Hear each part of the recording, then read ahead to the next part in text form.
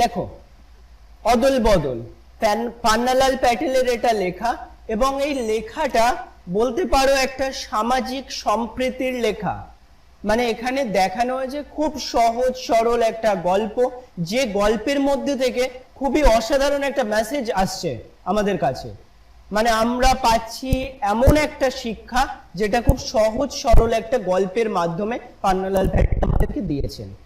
কি বিষয়, এর ব্যাকগ্রাউন্ডটা একটু বলি। এখানে হচ্ছে গিয়ে ঈশাব এবং অমৃত দুই বন্ধু, তোমাদের মতোই বয়স, এরকমই আর কি, একই ক্লাসে তারা পড়ে, মানে তোমাদের মতোই বড় তারা। সুতরাং এই ঈশাব এবং অমৃত এরা হচ্ছে খুবই ভালো বন্ধু, এবং তাদের মধ্যে থেকে যে হিন্দু মুসলিম সম্প্রীতি, যেটা নিয়ে এত মারামারি কাটাকাটি আমাদের দেশে বা বিভিন্ন সময়ে আমরা ইতিহাসে দেখতে পাই, সেই বিষয়টা এখানে লেখক খুবই সহজভাবে দুজন বাচ্চা ছেলের মধ্য দিয়ে আমাদেরকে বুঝিয়েছেন, এবং আমাদের কি প্রায় চোখ খুলে দিয়েছেন কিভাবে এই সামাজিক সম্প্রীতি, মানে হিন্দু এবং মুসলিম এদের মধ্যে সবকিছুর ওপরে, সবকিছুর ঊর্ধ্বে বন্ধুত্ব উঠতে পারে। ঠিক আছে, এবং এই বিষয়ের মধ্যে দিয়ে বড়দেরকে, মানে তাদের গার্জিয়ানের একটা চোখ খুলে দেওয়ার মতো কন্ডিশন ক্রিয়েট হয়েছে। পুরো গল্পটা পড়লে ক্লিয়ার হবে। সরাসরি গল্পে এন্টার করছি। দেখো, হোলির দিনের পড়ন্ত বিকেল, নিম গাছের নিচে গায়ের একদল ছেলে, মানে এখানে একদম গ্রাম্য পরিবেশ, সেই হচ্ছে প্রত্যন্ত একটা গ্রাম, সেই গ্রামের বর্ণনা এখানে দেওয়া হয়েছে। প্রথমে হোলির দিন, ঘটনাটা যেদিন ঘটছে সেটা হচ্ছে হোলির দিন। পড়ন্ত বিকেল, মানে বিকেলটা শেষ হয়ে এসছে, সন্ধে নামবে এমন। নিম গাছের নিচে গায়ের একদল ছেলে জড়ো হয়ে ধুলো ছোড়াছুড়ি করে খেলছিল। মানে তাদের খেলাটাই সেরকম। এখনকার মডার্ন যে ভারতবর্ষ বা মডার্ন যে ওয়ার্ল্ড, তখন এখনের মতো সেই ভিডিও গেমস তো আর নেই, বা মোবাইল গেমস তো আর ছিল না, বা অন্যান্য এফবি ইনস্টাগ্রাম এইসবও ছিল না। সুতরাং ওদের খেলা বলতে গিয়ে কি, সেই গায়ে ধুলো ছোড়াছুড়ি করে খেলা, মানে সেই দিনগুলোকে আমরা হারিয়ে ফেলছি, এখন পাওয়া যায় না। মানে চাইলেও তোমরা, কিন্তু ওই যে দিনগুলো, ওগুলোর কিন্তু আলাদা একটা মজা আছে। মানে তখনকার দিনের মানুষ কিন্তু বা বাচ্চারা এত বেশি অসুস্থ ছিল না। সুতরাং সেইভাবেই, সুতরাং সেরকম একটা খেলা কি করছিল, ধুলো ছোড়াছুড়ি করছিল, এটাই তাদের খেলা। হাত ধরাধরি করে ঈশা, অমৃত ও ঈশাব ওদের কাছে এলো। মানে সেই যে ছেলেগুলো যারা ধুলো ছোড়াছুড়ি করছিল, হাত ধরাধরি করে অমৃত ঈশাব তাদের কাছে এলো। দুজনের গায়ে সেদিনকার তৈরি নতুন জামা। এই যে দুজন, মানে ঈশাব এবং অমৃত, দুজনেই নতুন জামা পরেছে, এটা তাদের স্পেশালিটি সেদিনের জন্য। এখনকার মতো এটাও খুব বড় কথা যে এরকম নতুন ড্রেস তখন পাওয়া যেত না। খুবই অকেশনালি, হয়তো কয়েক বছরের ব্যবধানে একটা নতুন জামা কাপড় তাদের কপালে জুটত।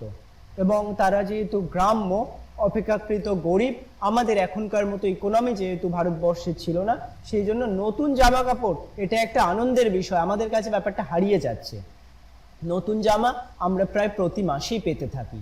সুতরাং সেই বিষয়টা, কেউ তো প্রতি সপ্তাহে, ঠিক আছে, নতুন নতুন ড্রেসেস, নতুন নতুন জিনিস, মোবাইলস, অন্যান্য জিনিস সবকিছু আমরা চাওয়ার আগেই পেয়ে যাই।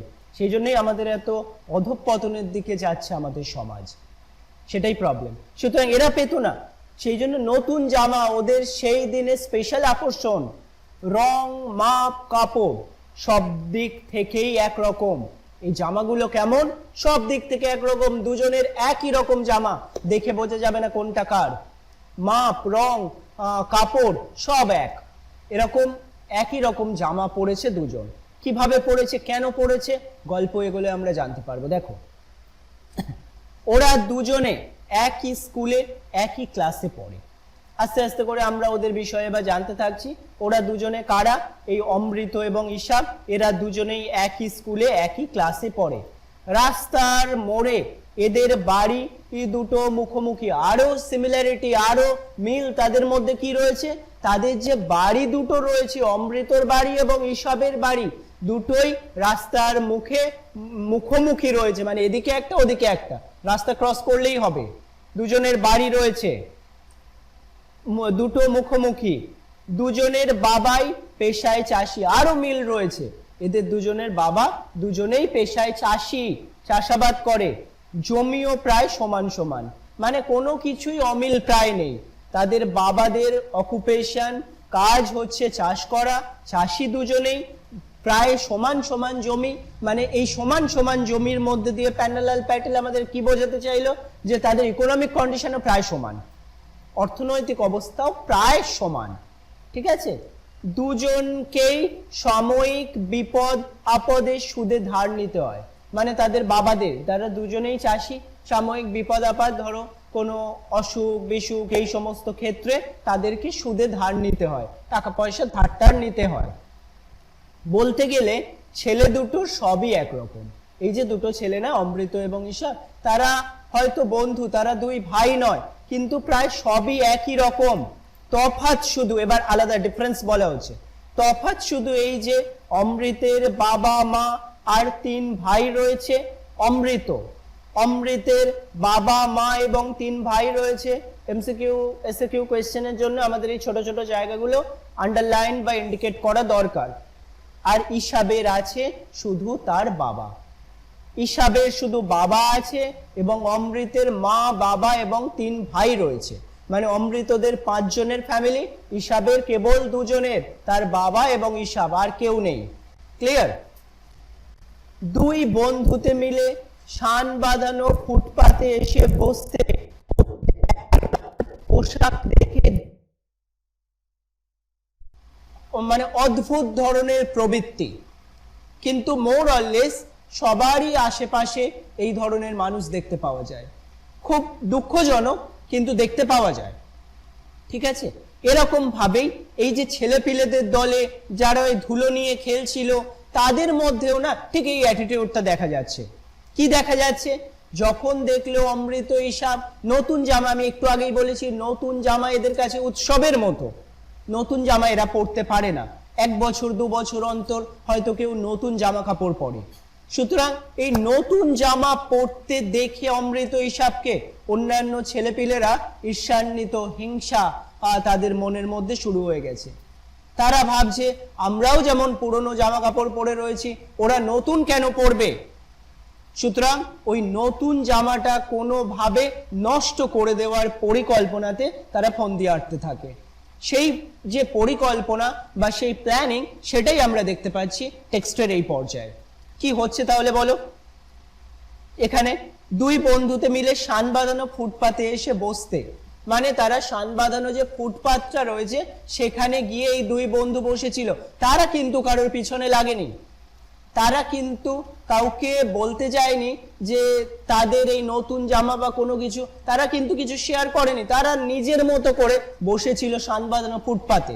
কিন্তু এখানে প্রবলেম ঘটলো, ওদের এরকম পোশাক দেখে, এইরকম পোশাক, কি পোশাক? নতুন পোশাক, নতুন জামা কাপড় দেখে দলের একটি, দল বলতে বাচ্চাদের সেই দল, মানে যেখানে খেলা হবে, এরাও খেলার অংশই, মানে অন্যদিন খেলে, আজকে নতুন জামা কাপড় পেয়ে আর খেলাধুলা করছে না, এসে বসেছে। সুতরাং দলের একজন ছেলে বলল, ঠিক তোরা দুজনে কুস্তি করতো, মানে কুস্তি করলে জামা কাপড়গুলো নষ্ট হয়ে যাবে, সুতরাং ওদেরকে উস্কানি দিতে থাকলো, তোরা দুজনে কুস্তি করতো, দেখি তোরা শক্তিতে সমান সমান না একজন বড় পালোয়ান।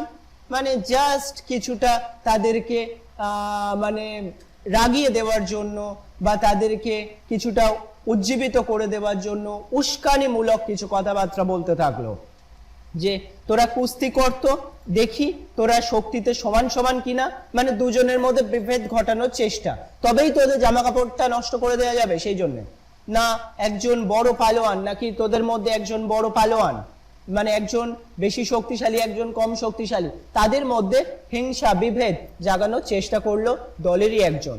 ক্লিয়ার?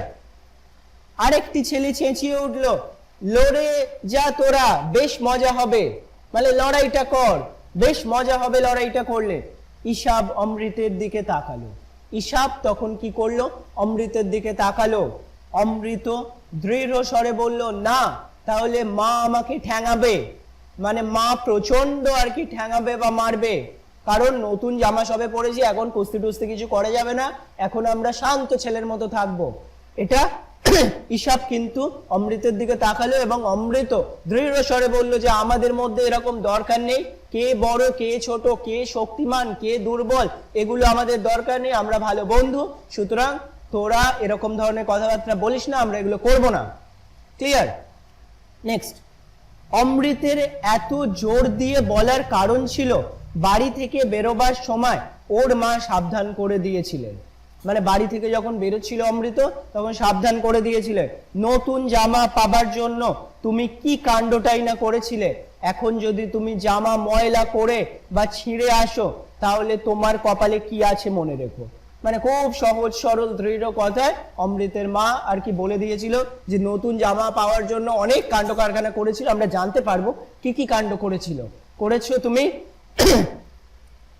হ্যাঁ করেছিল, এখন যদি জামা ময়লা বা, কারণ তার মা তাকে চেনে, জামা ময়লাও করতে পারে, ছিঁড়ে আসতে পারে, সুতরাং পুরোটাই যেহেতু জানা, সেই জন্য আগে থেকেই আর কি ওয়ার্নিং দিয়ে দেওয়া হয়েছে, তাহলে তোমার কপালে কি আছে মনে রেখো। এই ওয়ার্নিংটার জন্য অমৃত তো দৃঢ় কণ্ঠে বলছে যে কোনো দরকার নেই কুস্তি টুস্তি করার, বেশ ভালোই আছি, মানে বেশ ভালোভাবে তারা আর কি এ করছে। ঠিক আছে, মজাদার ঘটনা। আচ্ছা, অমৃত সত্যি তার বাবা মাকে খুব জ্বালিয়েছিল। এবার আমরা ঘটনা জানতে পারছি আগে কি ঘটেছিল, কেন এই জামা। দেখো, অমৃত সত্যি তার বাবা মাকে খুব জ্বালিয়েছিল। শোনা মাত্র অমৃত ফতেয়া জারি করে দিল, ঠিক ঈশাবের মতো জামাটি না পেলে ও স্কুলে যাবে না। ব্যাপার দেখো, স্কুলে যাওয়া মানে সেটা প্রত্যেক দিন যেতে হয়, কিন্তু ঈশাবের বাবা ওকে একটা জামা কিনে দিয়েছিল এবং অমৃত সেটা যে মুহূর্তে শুনেছিল সঙ্গে সঙ্গে ও বলে দিয়েছিল আমি স্কুলে যাব না যতক্ষণ না, মানে একদম তোমাদের মতোই জেদ, এটা না পেলে শ্রাবণী করতে থাকো, এটা না পেলে আমি যাবই না, এটা করবই না, চলতেই থাকে।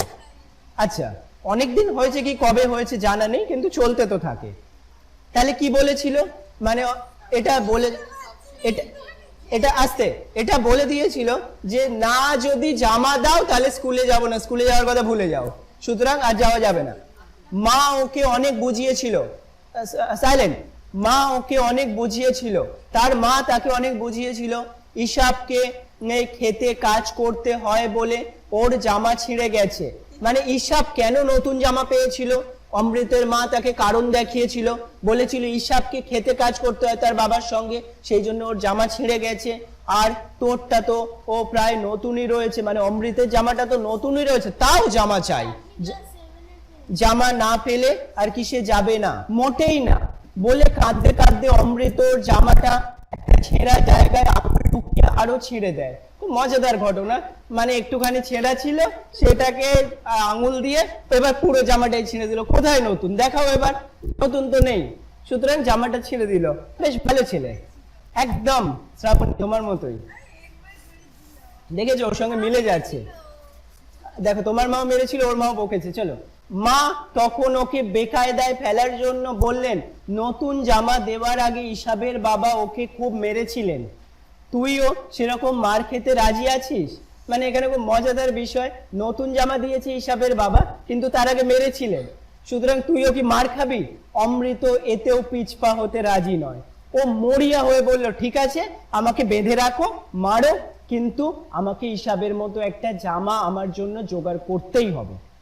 মানে মারো, ধরো, বেঁধে রাখো, যা পারো করো, কিন্তু জামা আমার চাই, একদম ক্লিয়ার।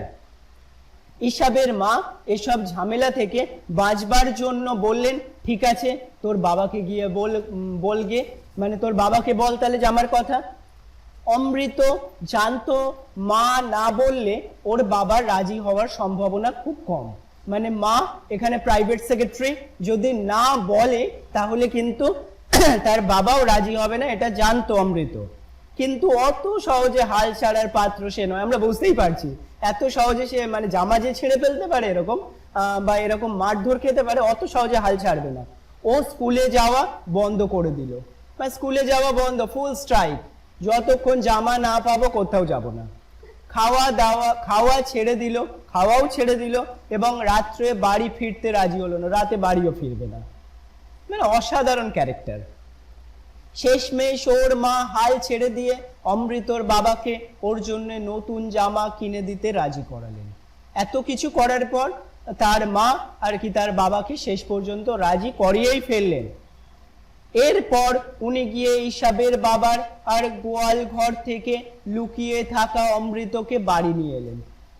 ঈশাবদের গোয়াল ঘরে লুকিয়ে ছিল অমৃত, সেই জামা এবং অমৃত দুজনকেই গোয়াল ঘর থেকে আনা হলো। ঠিক আছে, সুন্দর সাজগোজ করে বাড়ি থেকে বেরিয়ে অমৃতর একেবারেই ইচ্ছা ছিল না জামা কাপড় নোংরা হয় এমন কিছু করতে। এত কষ্ট করে জামা পেয়েছে, সুতরাং এই জামাটা নোংরা হবে এমন কিছু করার ইচ্ছা অমৃতর আর কি একেবারেই ছিল না। বিশেষ করে ঈশাবের সঙ্গে কুস্তি লড়তে তো একেবারেই গড়রাজি।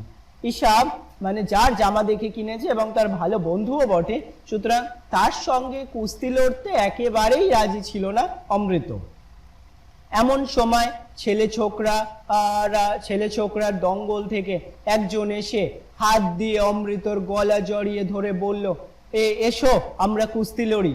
মানে ওদিকে ওই ছেলেগুলোও কম না, সুতরাং এই জামাটাকে যেহেতু নষ্ট করতে হবে, ওই ছেলে ছোকরার দল থেকে একজন এসে হাত দিয়ে অমৃতর গলা জড়িয়ে ধরে বললো, এসো আমরা কুস্তি লড়ে দেখা যাক কার কেমন শক্তি রয়েছে, চল বলে এবার আর কি কুস্তির জন্য মোটামুটি রেডি করতে লাগলো।